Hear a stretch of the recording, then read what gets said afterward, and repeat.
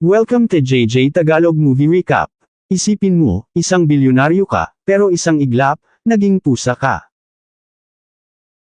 At mas malala, kailangan mong iligtas ang anak mo bago ka tuluyang mawalan ng katawan. Si Tom Brand ay isang bilyonaryong negosyante at may-ari ng isang matagumpay na kumpanya na tinatawag na Firebrand. Ang kumpanya ay dalubhasa sa mga mamahaling tindahan at produktong luho mula sa electronics hanggang sa fashion. Gayunpaman, ang pagiging workaholic ni Tom ay naging dahilan ng paghihirap ng kanyang unang kasal kay Madison, kung saan sila ay nagkaroon ng isang anak na lalaki na nagngangalang David. Sa kasalukuyan, si David ay nagtatrabaho bilang katulong ni Tom, at ang dalawa ay gumugugol ng halos lahat ng kanilang oras na magkasama. Sa bahay, nakatira siya kasama si David, ang kanyang pangalawang asawang si Laura, at ang kanilang anak na si Rebecca. Sa pagsisimula ng pelikula, makikitang pumapailan lang sa mga ulap ang eroplano ni Tom na pinangalan ng Firebrand. Sa loob nito, nakaupo si David sa tabi ni Tom, pareho silang nakasuot ng skydiving suit at tila handang sumabak sa paglulukso. Hiniling ni Tom sa kanyang anak na tumalon kasama niya, ngunit tumanggi si David at sinabing natatakot siya. Nang marinig ito, tinawag siya ni Tom na manok bago siya tumalon palabas ng eroplano. Maya-maya pa, lumapag siya sa tuktok ng kanyang skyscraper na Firebrand Tower, ang kanyang pinakamalaking nagawa sa kasalukuyan. Isang grupo ng kanyang mga empleyado at mga mamamahayag ang naghihintay doon para sa kanya. Sinabi niya sa kanila na kapag natapos na, ang Firebrand Tower ang magiging pinakamataas na skyscraper sa North America. Agad na tinanong siya ng mga mamamahayag tungkol sa Paragon Tower sa Chicago, ang pinakamalapit niyang kakumpetensya na lumalagpas sa kanyang gusali ng 60 talampakan. Gayunpaman, tila hindi nababahala si Tom, ninaliit lang niya ang kanyang kakumpetensya. Samantala, sa conference room ng opisina, makikitang nagpupulong ang mga kawani ng Firebrand. Si Ian Cox, ang manager, ay tila naiirita dahil ang lahat ay naabala sa pagtatayo ng gusali. Nang tanungin ni Tom kung bakit siya tinanong ng mga mamamahayag tungkol sa Chicago, tiniyak lang siya ni Ian na hindi siya matatalo, mas mataas pa rin ang kanyang Firebrand Tower. Kinabukasan, naalala ni Tom na kaarawan na ni Rebecca. Tinanong niya ang batang babae kung ano ang gusto nitong regalo, at iginiit nito na magkaroon ng pusa. Sinagot naman ni Tom na pag-iisipan niya ito. Pagkatapos nito, bumalik siya sa kanyang opisina at tinipon ang mga empleyado para sa isang pagpupulong, kung saan aktibong humingi siya ng mga mungkahi para sa regalo. Sumali si David sa pag-uusap at ipinaliwanag na kung talagang nais ni Tom na ipakita ang pagmamahal niya sa kanyang anak na babae, dapat niyang ibigay ang gusto nito. Determinadong hindi siya magpapahiya kay Rebecca, sumakay si Tom sa kanyang kotse at nagtungo sa isang tindahan ng alagang hayop para maghanap ng pusa. Hindi nagtagal ay nakarating siya sa Perkins Pet Shop, isang kakaiba at tila mahiwagang tindahan ng mga alagang hayop. Biglang tumalon ang isang pusa sa hood ng kanyang kotse, na ikinagulat niya. Pagkatapos ay pumasok siya sa loob at nakakita ng iba't ibang kakaibang uri ng pusa. Ngunit ang pasang nasa labas kanina ay sumunod sa kanya at nagsimulang sumiksik sa kanyang mga paa. Nang makita ito, ang may-ari ng tindahan na si Felix Perkins ay may kakaibang sinabi, "Hindi ikaw ang pumipili ng pusa, ikaw ang pinipili ng pusa." Pagkatapos ay ipinaalam niya kay Tom na ang pasang nakayakap sa kanya ay umabot na sa ika-7 buhay nito. Nalito si Tom sa ibig sabihin nito, ngunit bago pa siya makapagtanong, narinig niya sa balita na ang Chicago na ngayon ang may pinakamataas na skyscraper sa North America, na daig pa ang mga gusali sa New York, pati na rin ang Firebrand Tower. Samantala, hinimok ni Perkins si Tom na pumili ng pusa, at pinili niya ang isa na may pangalang Mr. Fuzzy Pants. Pagkatapos ay tumunog ang kanyang telepono, tawag mula kay Ian, ngunit binalaan siya ni Perkins na baka ayaw niyang sagutin ito. Kinuha pa rin ni Tom ang tawag, at hindi nagtagal ay nakarating siya sa kanyang tore kasama ang pusa na ngayon ay tinatawag na niyang Mr. Fuzzy Pants. Doon, sinalubong niya si Ian at tinanong kung ang ulat sa balita ay isang panloloko. Tiniyak sa kanya ni Ian na maaari nilang baligtarin ang sitwasyon, ngunit tahimik na ipinahiwatig na talagang natalo sila sa Chicago. Hindi natanggap ni Tom ito at inakusahan si Ian ng pagkakamali, pagkatapos ay agad siyang pinaalis sa trabaho. Sa sandaling iyon, biglang tinamaan ng kidlat ang isang antena sa tuktok ng tore. Ang lakas ng kidlat ay nagdulot ng malakas na hangin na nagtangay kay Tom at sa pusa palabas ng gusali. Nagmakaawa siya kay Ian na tulungan siya, ngunit pinanood lamang siya ng huli habang nahihirapang kumapit sa gilid ng gusali. Pagkalipas ng ilang segundo, nahulog siya ngunit ang kanyang binti ay nasabit sa ilang maluwag na kagamitan. Pagkatapos ay itinapon siya pabalik sa loob ng tore sa pamamagitan ng isang bintana, at sa sandaling iyon ay nawalan siya ng malay. Nang magising si Tom, nakita niya ang kanyang sariling pisikal na katawan na nakahiga sa isang stretcher, habang ang mga paramedic ay nag-aalaga sa kanya. Biglang napagtanto niya na siya o sa halip, ang kanyang kamalayan ay nakulong sa katawan ni Mr. Fuzzy Pants.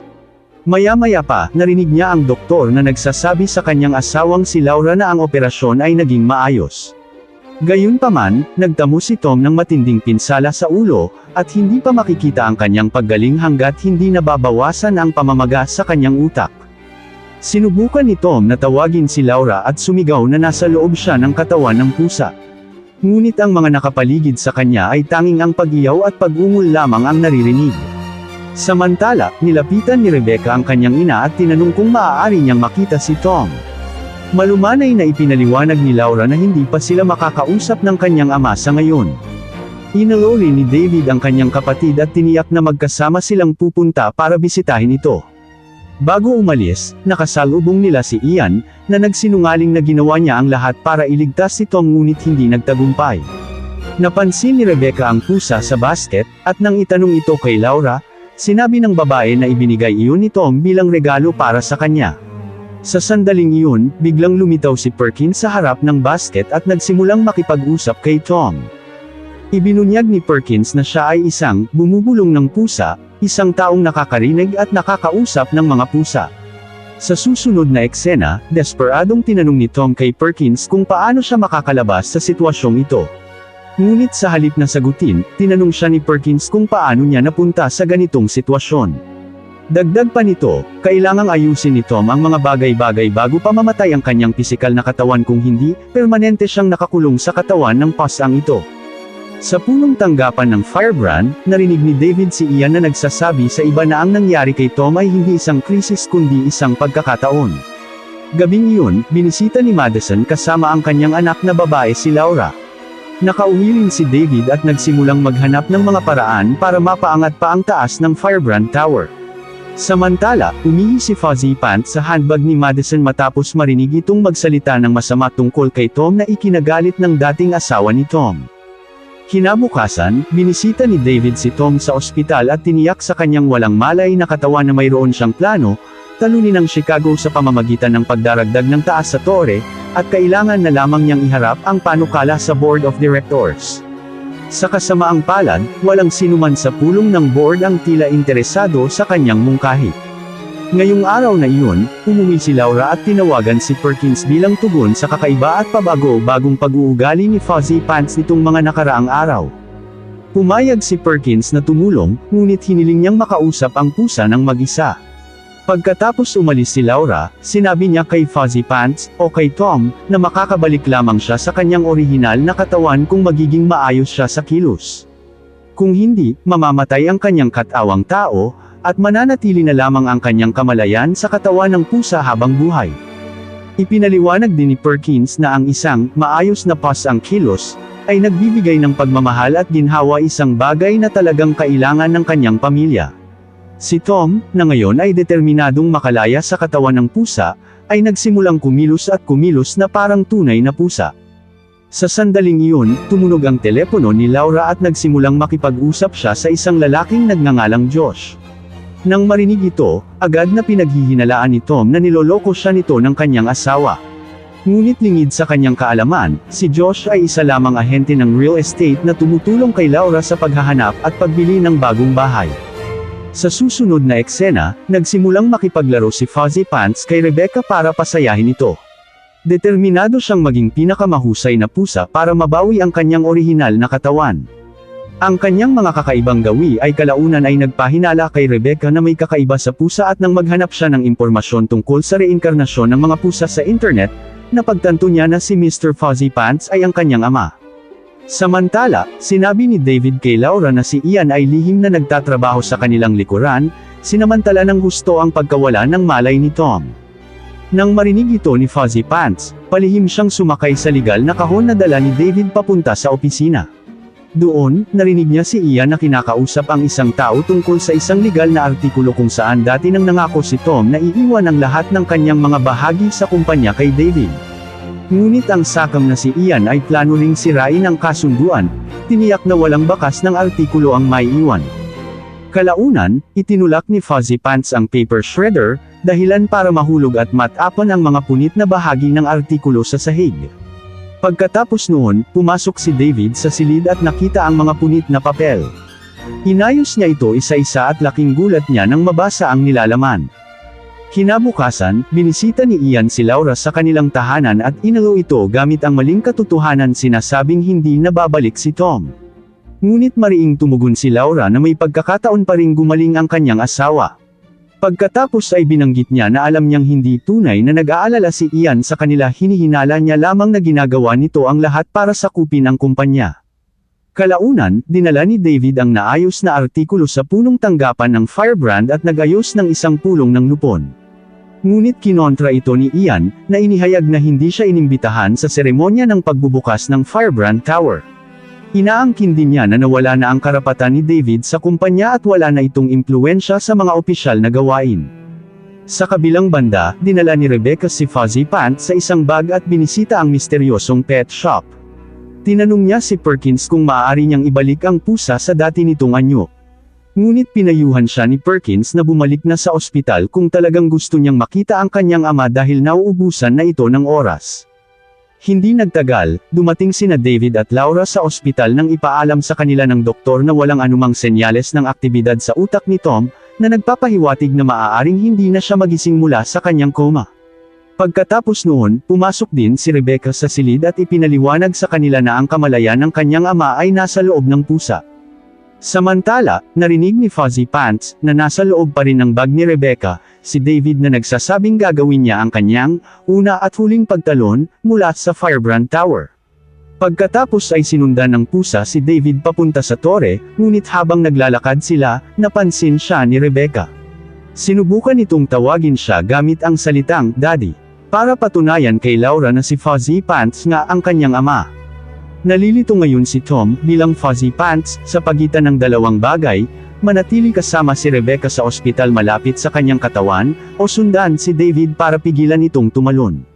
Biglang naalala niya ang sinabi ni Perkins, ang ibig sabihin ng pag-ibig ay sakripisyo.